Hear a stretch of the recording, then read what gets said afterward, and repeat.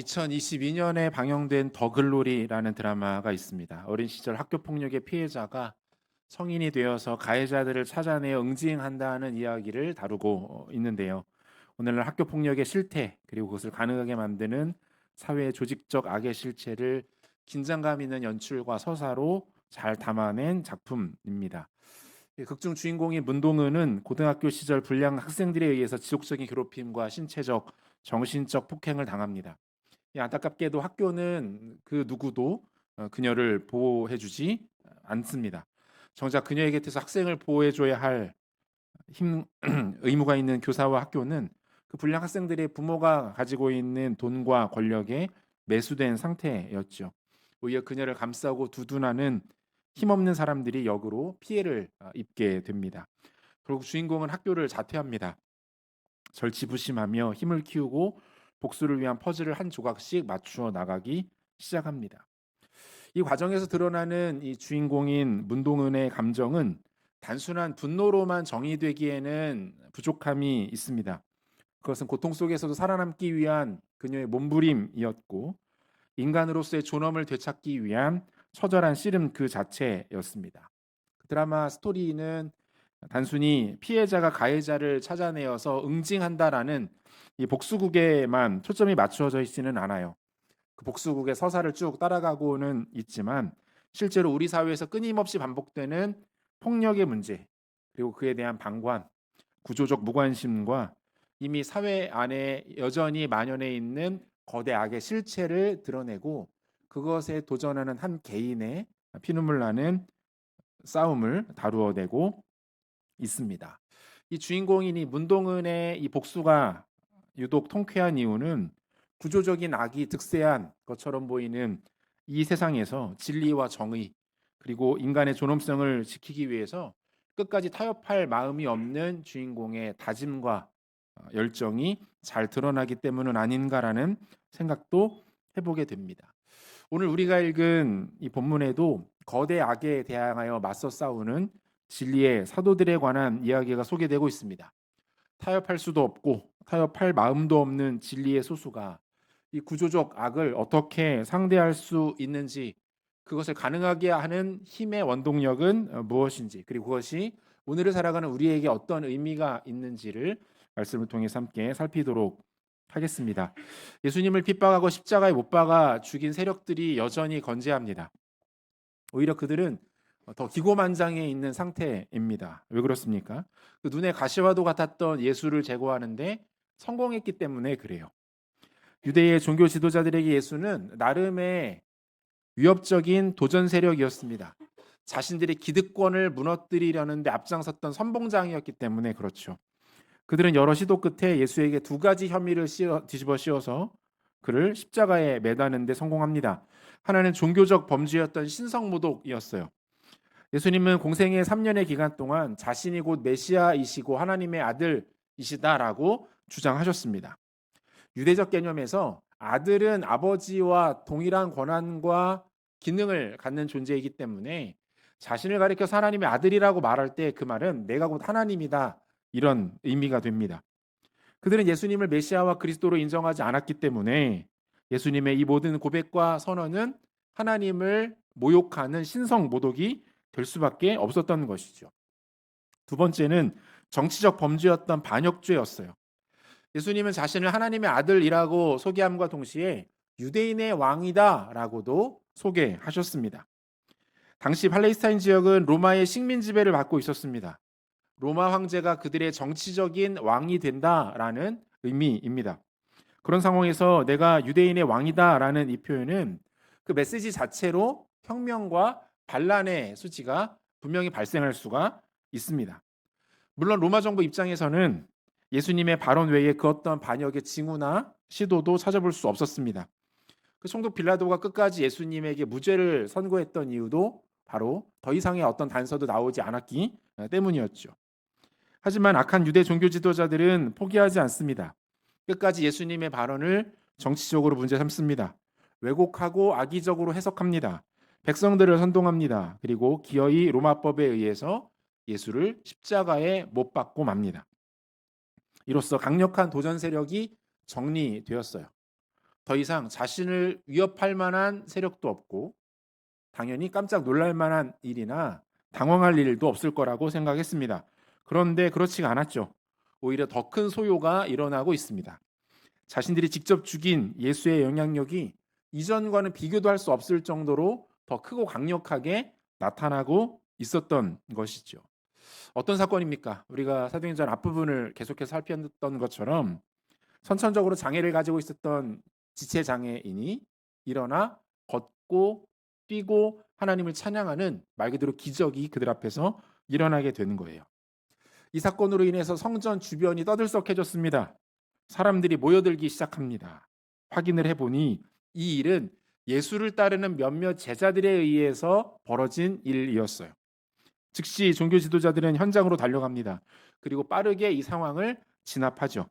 본문 1절에서 3절까지를 보니까 사도들이 백성에게 말할 때 제사장들과 성전 맡은 자와 사두개인들이 이르러 예수 안에 죽은 자의 부활이 있다고 백성을 가르치고 전함을 싫어하여 그들을 잡음에 날이 이미 저물었으므로 이튿날까지 가두었으나 이렇게 돼 있어요.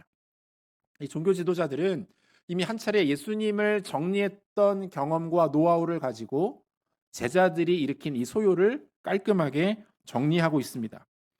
여기에 보면 세 부류의 사람들이 등장하고 있는데요. 먼저는 제사장들입니다. 이들은 성전에서 대제사장 다음으로 막강한 권한과 힘을 가지고 있는 사람들이었어요. 이들이 주로 했던 역할은 백성들에게 하나님의 말씀, 율법을 해석해서 설명하는 일, 가르치는 일들을 하고 있었습니다. 두 번째는 성전 맡은 자들인데요. 영어 성경 보면 캡틴 오브 더 템플 가드 이렇게 돼 있어요. 성전의 경비대장입니다. 성전을 관리하고 경비하는 역할을 했던 사람들이었죠. 성전에서 갑자기 큰 소란이 일어나고 많은 사람들이 모여드니 신경이 쓰일 수밖에 없었겠죠. 마지막은 사두개인인데요. 이 사두개인은 유대교의 분파 중 하나입니다. 이들의 특징은 영적인 존재를 인정하지 않아요. 천사, 마귀 인정하지 않습니다. 그리고 또 하나 죽은 자의 부활에 대하여 인정하지 않고 거부하는 자들이 바로 사두개인들이었습니다. 당연히 예수님이 부활하셨다라는 이야기 인정하지 않았을 것이고 예수의 부활을 힘차게 전하는 제자들이 이들의 눈에 곱게 보일 리가 없었겠죠. 이 세 부류의 사람들은 지금 각자의 이해관계에 따라서 베드로와 요한을 체포하여 구금합니다. 제사장들의 경우에는 자신들의 권한을 이들에게 빼앗겼다고 생각했습니다. 갑자기 자격도 없고 권한도 없는 자들이 와서 말씀을 전하고 그런데 그것의 능력이 나타나고 사람들의 관심이 쏠리고 자신들이 받아야 할 찬사와 영광이 이들에게 돌아가는 것을 가만히 눈뜨고 지켜볼 수는 없었을 거예요. 성전의 경비대장과 사두개인도 마찬가지죠. 각각 자신들의 영역을 침범하고 권위를 흔들고 있는 이 제자들을 가만둘 수가 없었던 겁니다. 여러분 이들의 반응을 통해서 우리가 알 수 있는 것은 무엇입니까? 이들의 관심이 어디에 있는지를 알 수 있죠. 여러분 지금 살아계신 하나님의 능력이 나타나고 있어요. 부활하신 예수 그리스도의 기적이 일어나고 있습니다. 그 말씀 앞에 사람들이 변화됩니다. 예수 믿는 일들이 일어납니다. 수천 명이 하나님께 돌아오고 있어요. 그렇다면 자연스러운 관심은 도대체 어떻게 이런 일들이 가능했는가? 이들이 전하고 소개하는 예수는 과연 누구이신가에 관심이 가는 것이 마땅합니다. 그런데 이들은 그렇지가 않아요. 이들의 관심은 단 하나, 뭡니까? 자신의 이익이 침해받지 않는 것. 내가 쌓아올린 나의 기득권과 아성이 훼손되지 않는 것입니다. 반대로 나의 기득권이 공격을 당하면 나의 소유와 명성에 금이 가게 되면 그것을 참을 수가 없는 거예요. 그 일이 왜 일어났는지, 그 대상이 누군지, 과연 어떤 힘이 그런 일들을 기적을 일으켰는지는 이들에게 중요하지 않습니다. 중요한 건 뭡니까? 내 소유와 내 기득권이 훼손되지 않는 거예요. 여기에만 모든 집중이 모아져 있습니다. 그리고 그것이 무엇이 되었든 싸우고 찍어 누를 수밖에 없었던 거죠. 여러분 이것은 복음을 대하는 이 시대의 모습이기도 합니다. 우리가 살아가는 이 시대와 사람들의 모습이 복음에 대하여 예수 그리스도에 대하여 진리에 대하여 동일하게 이와 같이 반응한다라는 거예요. 여전히 우리 안에 남아있는 죄악된 본성의 실체도 그렇습니다. 정작 우리의 관심은 생각보다 본질적인 것에 있지 않습니다. 영원한 생명, 참된 기쁨, 우리를 진정으로 행복하게 만들어주고 의미 있는 삶을 만들어주는 것, 우리의 관심 여기에 잘 놓여 있지 않아요. 당장의 이익, 편리함, 이득이 되는 것, 나의 기득권, 이것에 모든 관심이 모아져 있는 것들을 보게 됩니다. 이러한 죄악의 실체 좀 더 구체적으로 한번 살펴보도록 하겠습니다. 진리의 복음과 맞서는 자들이 나타나고 있어요. 이들은 예수님을 박해하고 십자가에 못 박았습니다. 그리고 이제는 예수님의 제자들까지도 핍박하고 있는 것이죠. 본문 5절과 6절입니다. 이튿날 관리들과 장로들과 서기관들이 예루살렘에 모였는데 대제사장 안나스와 가야바와 요한과 알렉산더와 및 대제사장의 문중이 다 참여하여 이렇게 돼 있어요. 이 베드로와 요한에 대한 본격적인 수사가 시작이 되고 있는 것이죠. 여러 종교 지도자들이 모였습니다. 여기에 보면 대제사장 안나스와 가야바라는 인물이 나오는데요. 이 두 사람의 이름, 이 두 사람의 존재만으로도 당시의 영적인 타락이 얼마나 심각했는지를 확인할 수가 있습니다. 원래 이스라엘의 대제사장은 단 한 명이어야만 합니다. 이것이 하나님께서 정하신 원칙이에요. 아론의 직계 혈통 중에서도 장자들만이 대제사장이 될 수 있었습니다. 또한 한 번 세워진 대제사장은 그가 사망할 때까지 종신토록 그 자리에서 그 역할을 감당하도록 되어 있었습니다. 우리가 복음서를 쭉 읽다 보면 대제사장들이라는 표현이 자주 등장하는 것을 볼 수 있어요. 대제사장이 복수로 존재했다는 건데 이 자체가 타락의 증거입니다. 대제사장은 절대로 복수일 수가 없어요. 당대에 단 한 명뿐이어야만 합니다. 무엇을 말합니까? 대제사장직에 대한 매간매직이 이루어지고 있었다는 거예요. 돈을 주고 대제사장의 직을 사는 겁니다. 또한 힘 있는 대제사장이 자기의 직을 또 다른 누군가에게 나누어 주는 일들이 일어나고 있었다. 하나님께서 세우신 이 거룩한 직분이 사람들의 욕심과 이익에 따라서 훼손되고 있었다라는 것을 보여주고 있는 거죠. 이 본문에 등장하는 안나스는 가야바의 장인입니다. 그런데 문제는 안나스의 사위였던 이 가야바 또한 얼마 전까지 대제사장직에 올라 있었다는 거예요. 요한복음 18장 13절을 보니까 먼저 안나스에게로 끌고 가니 안나스는 그 해의 대제사장인 가야바의 장인이라 이렇게 되어 있어요. 그러니까 대제사장직에 대한 하나님이 세우신 원칙과 기준이 하나도 지켜지고 있지가 않은 거예요. 아버지와 아들도 아니라 사위와 장인이 필요에 따라서 대제사장직을 나누어서 행하고 있습니다. 올해는 내가 했으니 내년에는 너가 하도록 해. 양도가 되고 있어요. 본문에 나오는 요한 또한 안나스의 아들 요나단일 것으로 학자들은 추정을 합니다. 뭡니까? 아버지와 아들, 장인과 사위가 유대 종교 권력을 독점하고 있었다라는 것을 보여주고 있는 모습이에요. 당연히 부패하지 않았을 리가 없었겠죠. 이 부패한 종교 권력이 진리를 드러내는 사도들에게 묻고 있습니다. 본문 7절인데요. 같이 한 목소리로 읽겠습니다. 사도들을 가운데 세우고 묻되 너희가 무슨 권세와 누구의 이름으로 이 일을 행하느냐. 사도들을 가운데 세웠다고 되어 있는데 가운데 세웠다는 것은 이것이 대화나 간담회 형식이 아니라 취조 형식이었다라는 것을 의미합니다. 죄가 있음을 전제하는 상태에서 지금 취조, 조사가 이루어지고 있는 거예요. 그들은 권위의 근거를 묻습니다. 무슨 자격으로 그리고 누구의 이름으로 이 일을 하고 있느냐라고 묻고 있어요. 만약에 이들이 우리에게는 아무 권위가 없습니다. 아무런 힘도 가지고 있지 못합니다라고 말한다면 그것은 월권이고 성전에 대한 모독이 됩니다. 반대로 그들에게서 예수 그리스도의 이름이 잠깐이라도 흘러나오게 된다면 그것은 이들로서는 더 잘된 일이죠. 그들을 예수와 한 패로 묶어서 처벌할 수 있는 확실한 명분이 생기기 때문에 그래요. 여러분 뭡니까? 지금 유대 종교 지도자들은 오로지 자신들의 기득권을 지키는 데에 혈안이 되어 있습니다. 그들이 현재 누리고 있는 권력, 명성, 소유, 재산 이것을 지키는 것에만 모든 관심이 모아져 있는 거예요. 이것 때문에 예수를 죽인 자들입니다. 예수의 부활과 능력이 사실이고 그 능력의 실체가 지금 자신들의 눈앞에 놀랍게 나타나고 있음에도 불구하고 뭡니까? 눈을 감습니다. 복음을 받아들이지 않아요. 하나님이 인정하지 않는다고요. 아니, 그 복음을 애써 지우고 누르고 무너뜨리려고 하고 있는 거예요. 여러분, 이 종교 지도자들의 이 악한 모습은 우리가 살아가는 이 시대의 현실이기도 합니다. 이 시대가 복음을 대하는 방식, 이 시대가 교회를 바라보는 시선, 이 시대가 그리스도를 따르는 자들을 대하는 모습이 여기에도 고스란히 녹아 있다라는 거예요. 두 가지 생각해 볼 수 있는데, 첫 번째로 세속주의와 자유주의의 도전이 우리에게 나타납니다. 이 세속주의라는 말의 뜻이 뭡니까? 말 그대로 세상의 원리와 기준, 가치가 교회 안에 무분별하게 밀려 들어오는 것을 가리켜서 우리가 세속주의라고 보통 이야기를 합니다.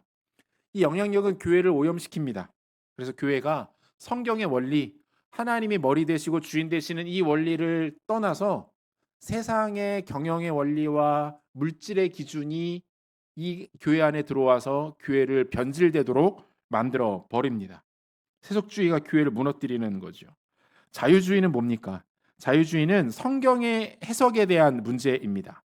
자유주의자들은 어떻게 주장하냐면 성경을 가리켜서 성경은 시대착오적인 기록물이다 이렇게 이야기를 해요. 무슨 말입니까? 뭐 예를 들면 이런 거예요. 창세기에 나오는 창조, 그것은 이 시대와 맞지 않다. 그것은 단지 신화일 뿐이지 지금처럼 과학이 발달하고 진화론의 흔적이 명확한 때에 창조가 말이 되냐라고 주장합니다.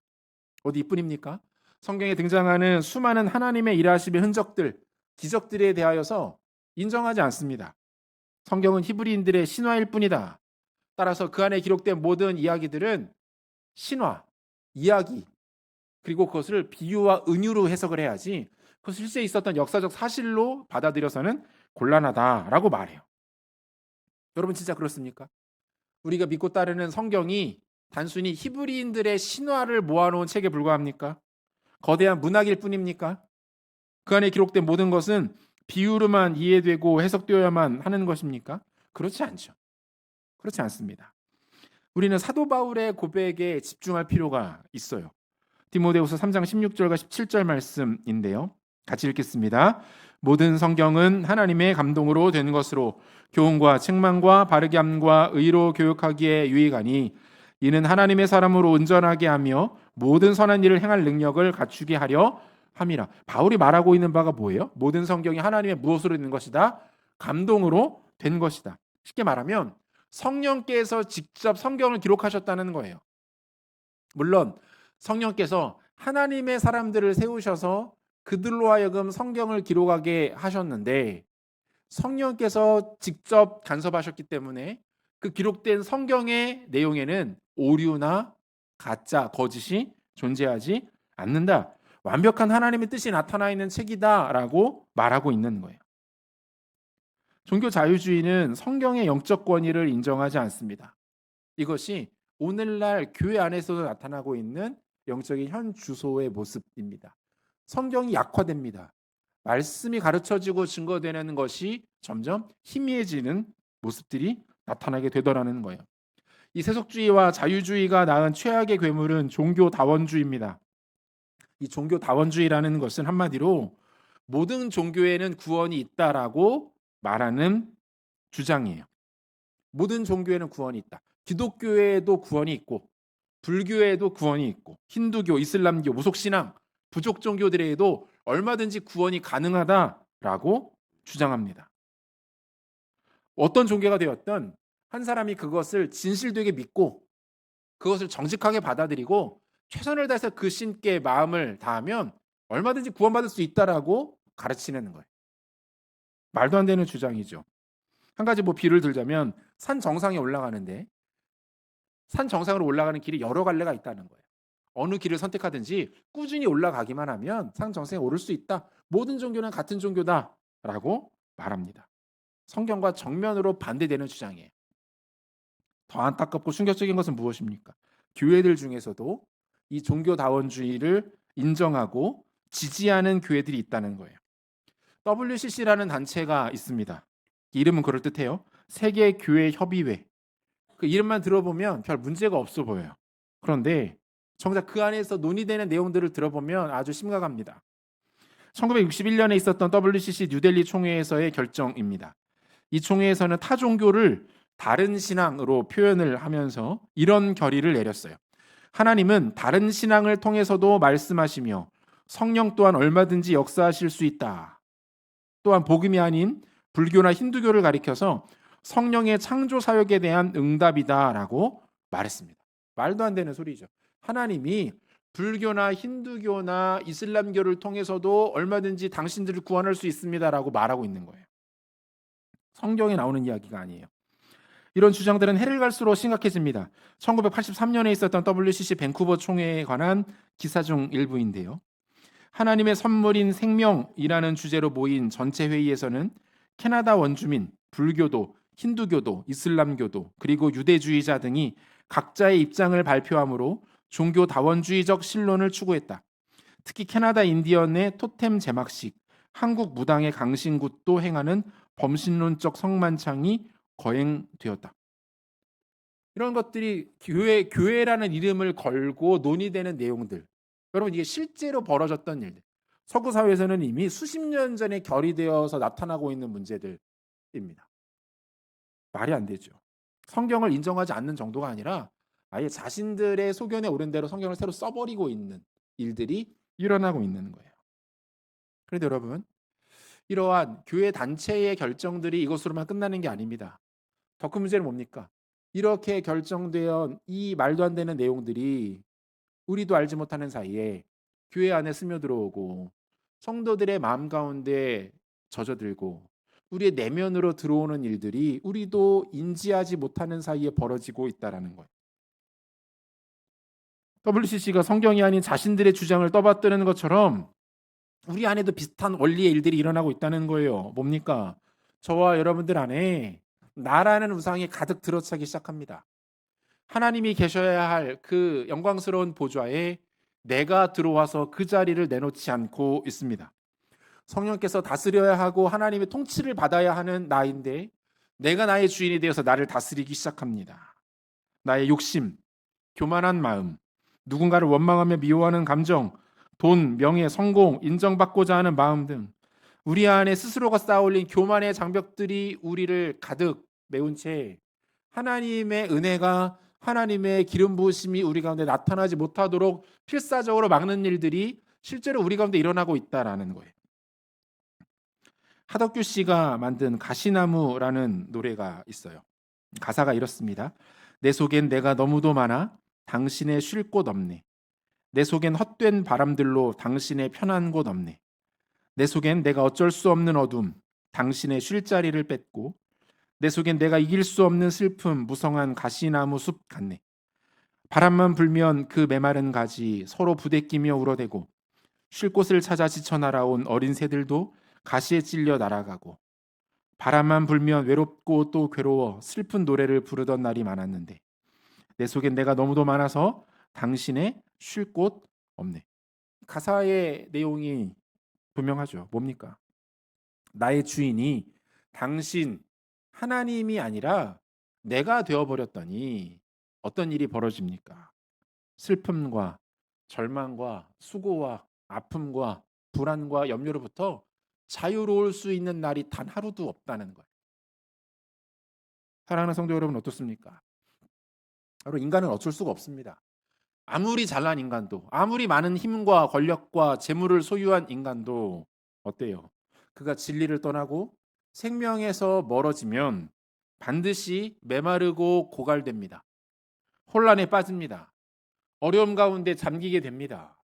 하나님이 우리의 주인 되어주시지 않고 내가 나의 주인이 되어버리면 그때부터 인간에게 비극적인 일들이 시작되게 됩니다.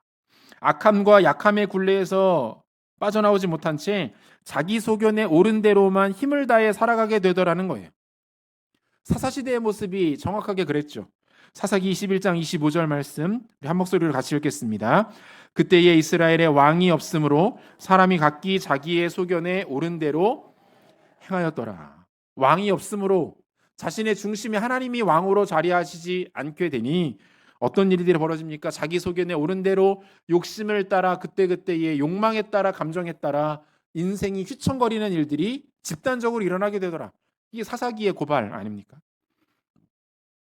사랑하는 성도 여러분, 이런 시대적 그리고 영적 현실 앞에 사도들은 어떻게 반응했습니까? 그들이 외치고 붙들었던 것은 무엇이었나요? 구조적인 악이 가득하고 내면적인 악이 창궐한 그 상황에서 사도들이 끝까지 붙들고 바라봤던 것 무엇이었습니까? 그들은 이러한 시대를 향한 거룩하게 항거해 나가기 시작합니다.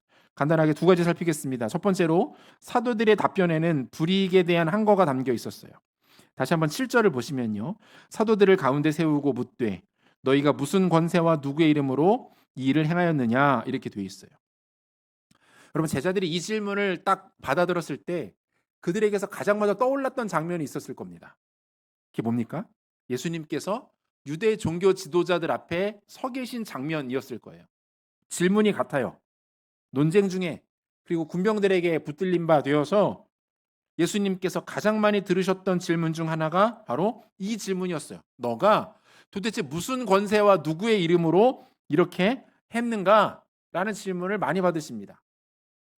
여러분 같은 질문을 했다는 것은 무엇을 뜻합니까? 동일한 대답이 나왔을 경우 동일한 결말을 맞이하게 될 것이다. 이 뜻이죠. 지금 이들 앞에 종교 지도자들이 덫을 놓고 있는 거예요. 질문을 던져놓고 걸려들기만 해봐. 어떻게 대답하는지 볼 거야. 너희 스승이 어떻게 대답했는지 잊으면 안 돼. 협박하고 있는 거예요.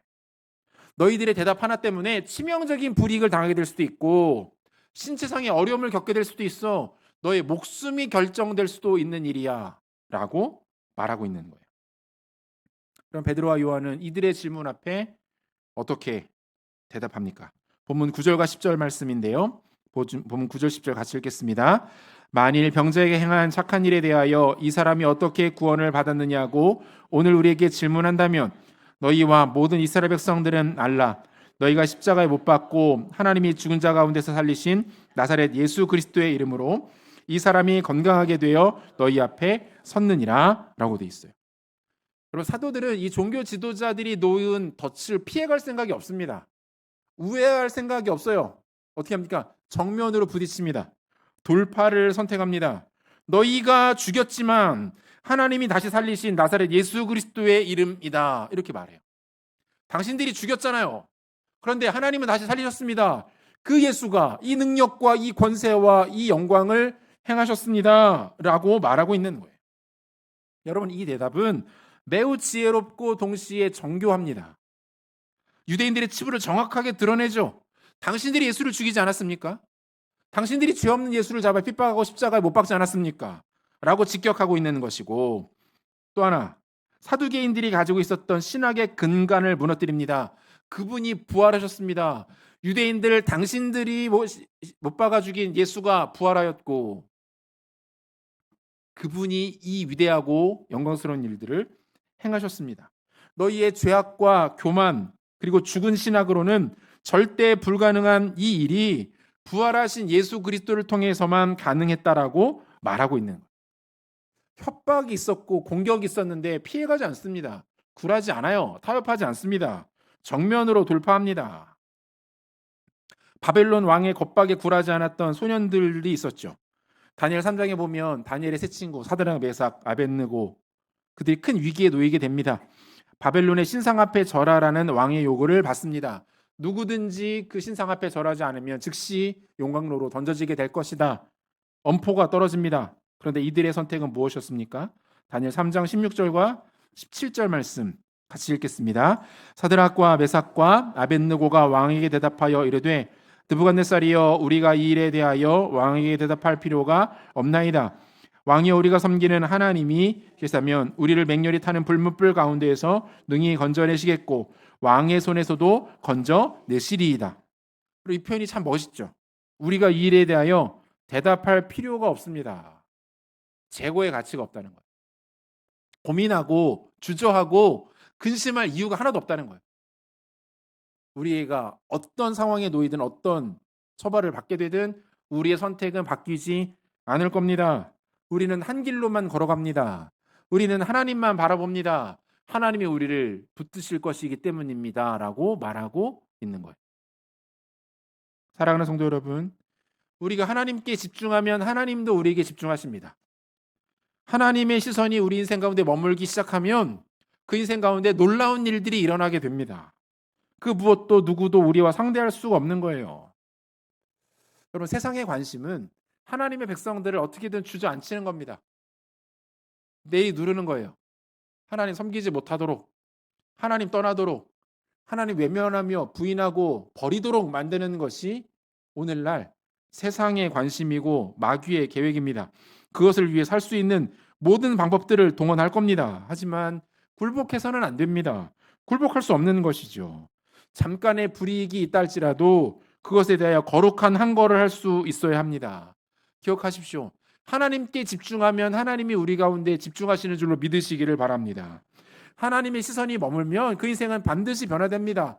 길이 열립니다. 탈출구가 보입니다. 하나님께서 건져 주시는 거예요. 바라기는 악한 세상이 던지는 수많은 공격과 협박 앞에서도 결코 굴하지 아니하고 오직 주님, 오직 하나님만 바라보고 붙들고 끝까지 타협하지 않는 믿음의 선한 길을 걸어 나가시는 성도님들 되시기를 소원합니다.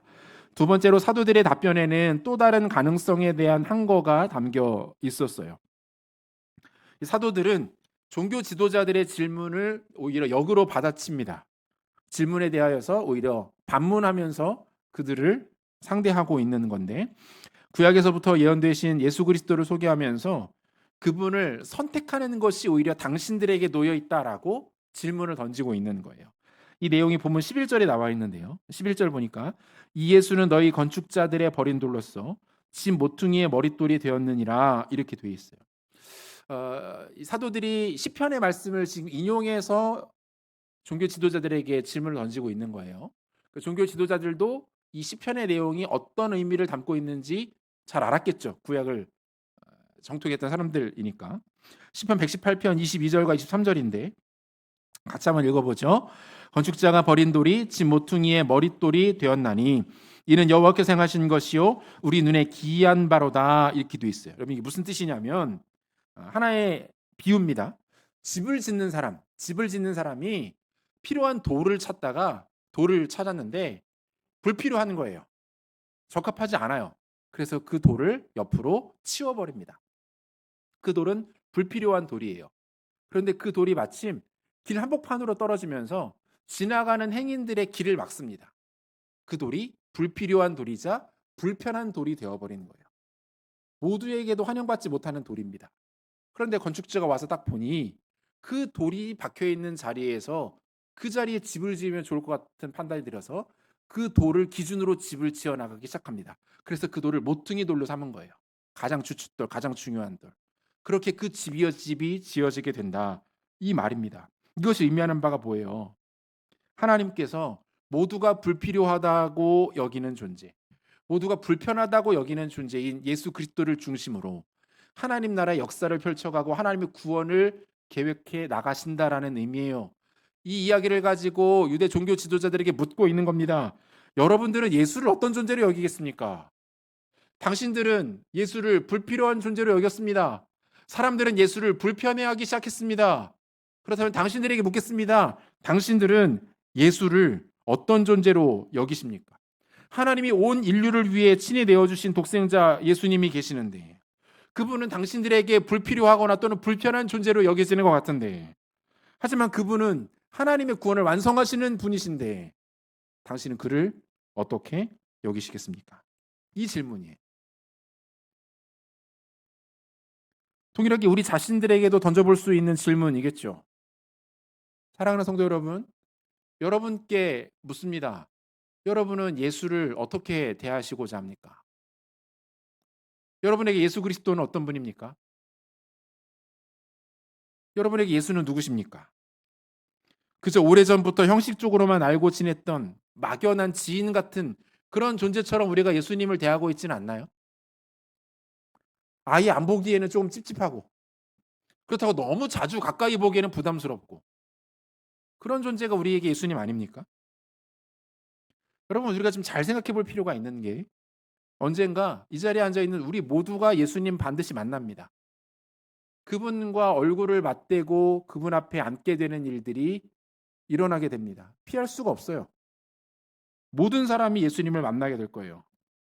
여러분, 그 상황이 되었을 때 그분을 반갑게 맞이하실 수 있겠습니까? 내가 주님을 기다렸습니다. 너무 뵙고 싶었습니다. 주님을 사모했습니다. 그분을 반갑게 맞이할 수 있겠습니까? 아니면 그분이 저와 여러분들을 한눈에 알아보실 수는 있겠습니까? 일평생을 나름 예수님의 이름을 부르며 그분과 동행했다고 생각하며 왔는데 정작 주님이 우리를 보시더니 내가 너가 누구인지 도무지 알지 못하겠다라고 말씀하시게 된다면 어떻게 하겠습니까? 그때는 못하지만 적어도 지금은 할 수 있잖아요. 여러분 그분은 어떻게 대하시겠습니까? 나의 구주와 주인으로 영접하며 모셔드리시겠습니까? 아니면 여전히 불필요하며 불편한 존재로 남겨 두실 것입니까? 제자들은 끝까지 타협하지 않아요. 자신들의 스승을 죽인 거대하고 견고한 거대 악의 세력 앞에서 그들은 물러서지 않습니다. 그리고 그들은 이 한 가지를 결론적으로 힘껏 외쳤습니다. 오늘 말씀의 결론인데요. 본문 12절 한 목소리로 같이 읽도록 하겠습니다. 다른 이로서는 구원을 받을 수 없나니 천하 사람 중에 구원을 받을 만한 다른 이름을 우리에게 주신 일이 없음이라 하였더라. 사도들은 분명히 알고 있습니다. 확신에 차 있습니다. 나의 영혼과 영원을 주장하는 이가 누구신가? 능력을 행하시고 영생을 주시고 우리에게 참된 구원과 생명을 주시는 이는 누구이신가? 그들은 알았습니다. 그리고 그분을 알고 그분을 붙잡았더니 잠깐의 고통과 고난이 그들에게 크게 문제가 되지 않는 거예요. 다른 가능성과 또 다른 길들이 그들 가운데 보이지 않게 되는 거예요. 예수가 단 하나의 길이시고 생명이시기 때문에 그들은 힘써 예수 그리스도를 부릅니다. 예수 그리스도를 선택합니다. 그리고 그분께 자신의 인생 전체를 내어 드립니다. 이 위대한 배팅이 여러분 가운데도 있기를 바랍니다. 타협하지 않기를 바랍니다. 예수가 진리고 예수가 생명이고 예수가 구원입니다. 다른 길은 없어요. 그 어떤 세력이, 그 어떤 이론이, 그 어떤 원리가 여기에 구원이 있다, 생명이 있다, 행복이 있다 말하더라도 듣지 마십시오. 거짓입니다. 귀를 막으세요. 이미 우리 가운데 허락되어진 예수 그리스도 한 번만 바라보고 나가십시오. 그것이 지혜이고 영광인 줄로 믿습니다. 말씀 맺겠습니다. 중국의 고사 중에 영위 옥쇠 불위 와전이라는 말이 있어요. 무슨 뜻이냐면 옥이 되어 부서질지언정 기화가 되어 보존되기를 바라지 않는다. 뭐 이런 뜻이에요. 절대로 타협하지 않고 자신의 신념 가치를 지키며 살아가고자 했던 고대 중국의 선비들이 자주 인용했던 말이라고 합니다. 우리에게도 이게 필요하죠. 예수님이 우리에게 자신의 생명을 주셔서 우리를 자신의 소유로 삼아 주셨습니다. 하나님의 소유 되었기에 우리는 더 이상 다른 것을 기웃거릴 필요가 없습니다. 다른 것에 우리의 의미와 가치를 두지 않아도 됩니다. 예수 그리스도가 생명이에요. 그분이 정답입니다. 그분이 능력입니다. 우리가 붙잡고 있는 그 예수, 우리가 지금 바라보고 있는 그 예수님에게서 눈을 떼지 마시고 타협하지 마시고 그 생명의 길을 향하여 오늘도 믿음으로 전진하는 저 여러분들 되시기를 우리 구주 예수 그리스도의 이름으로 축원합니다. 같이 기도하겠습니다.